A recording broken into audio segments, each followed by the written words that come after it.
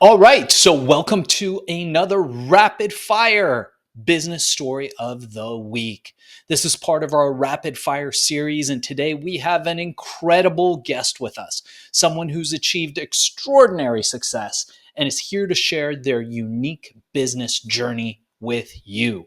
We're excited to hear their insights, so let's welcome them to the show. All right, so as this is our rapid fire series, we've got 1 minute or less to answer each question. So in a minute or less, give us the elevator pitch to your story and your life. Go. Man, my background, CPA from an education standpoint, worked in corporate world for about 8 to 10 years and then had the itch to go out on my own. Bought an existing hardwood floor company, commercial flooring, and that everything fell into place after that. 25 years later, bought and sold about 15 different companies. I own commercial real estate, so I'm just kind of in everything. So that's how I kind of got started and how I am where I am now. So that's fascinating, and I would love to dig a little bit deeper. So tell us a bit more about what you're working on today that you're most passionate about and believe will have the biggest impact. What I'm working on today is a company I started a couple of years ago, BizBuy Pro, which is a small business consultancy company. With my experience in this space, owning 15 different companies that I've bought and sold successfully, currently running 2, I've just acquired a lot of knowledge, and also me being a CPA from a background perspective, I feel like I'm kind of paying it forward to those that are entering the space from the first time, maybe leaving a W-2, that want to buy their first business, but they don't know what they're doing. And it's more of they don't know what they don't know. And I'm here to guide them through that from the very beginning, from what's a letter of intent, how to negotiate price, going through due diligence, setting up your legal entity properly, closing on the deal, putting a loan package together, pro formas, etc. So I'm here to help them through that entire process. And it is quite a process. So they definitely need help.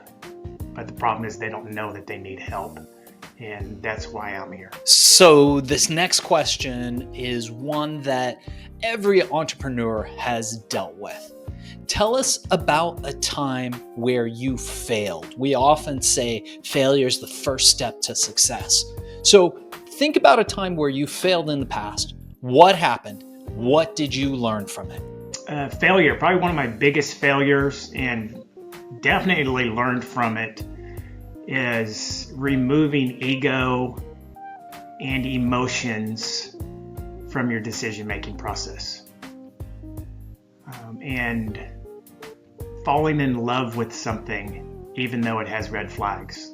I purchased a company several years ago, and it had massive red flags all over the place. But I loved the company so much, I just overlooked all of that stuff and made up excuses. Oh, we'll be fine, we'll figure it out. And no, we didn't figure it out. So that was not a good purchase. And that was all ego and emotions.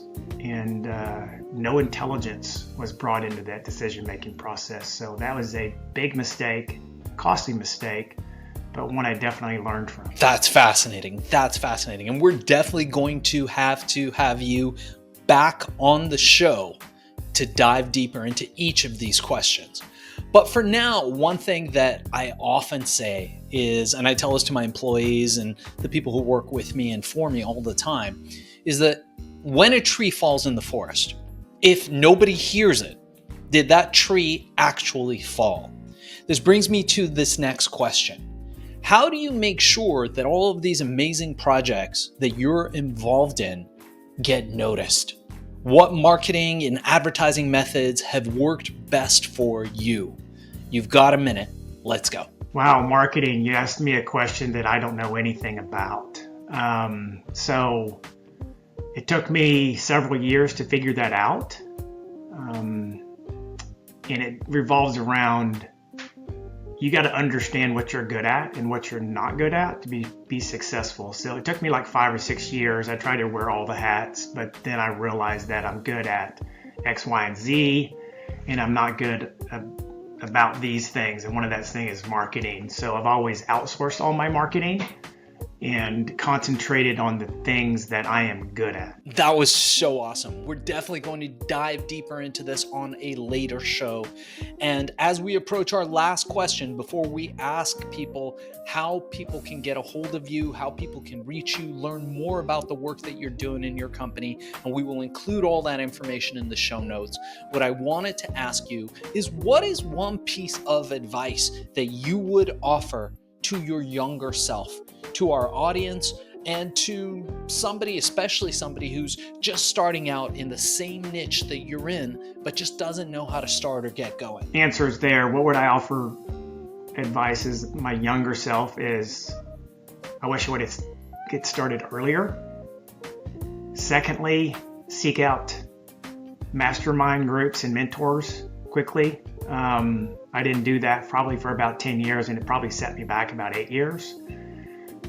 And for potential clients is just take the leap, right? I mean, everybody can find an issue with something, leaving the W-2 world. How about health insurance, steady paycheck? I mean, just go, right? Quit making excuses and just go, and you'll look back and you'll be happy that you made that decision. Amazing stuff. We're going to have to thank our guest today for being a guest on Business Story of the Week. And before we cut out on this episode, I wanted to ask you, how can people get a hold of you? How can people learn more about what you're doing? And how do people engage with you? And we will transcribe this and put it in the show notes for everybody to find. Name Paul Lajoie, last name spelled Lajoie. You can catch me at Paul at BizBuyPro.com. That's BizBuy Pro, Pro.com. That'd be my email. So just reach out to me and we'll have a conversation and see if we can help each other out. All right, amazing. So you did it. Thank you for being a guest on the show today. Let me tell you what you can expect next. So what we're going to do is we're going to take all this, we're going to cut it into an episode. It will go on the Business Story of the Week page. So make sure you go on Apple Podcasts, review us, like us, go on YouTube, subscribe to the channel, subscribe to us on Spotify. And this will come out in the next 30 days or so, depending on our workload and how many shows we have. We have had a lot of interest in the show lately, so we may be a little backed up, but the show will get out. In the meanwhile, we will send you clips that feel free to share on social. Also, the full episode, feel free to share any way that you like. The content is yours to share and put out there. We just ask that you mark us and tag us in the notes if you do. So in the copy, put hashtag Business Story of the Week, link back to us. We would appreciate that.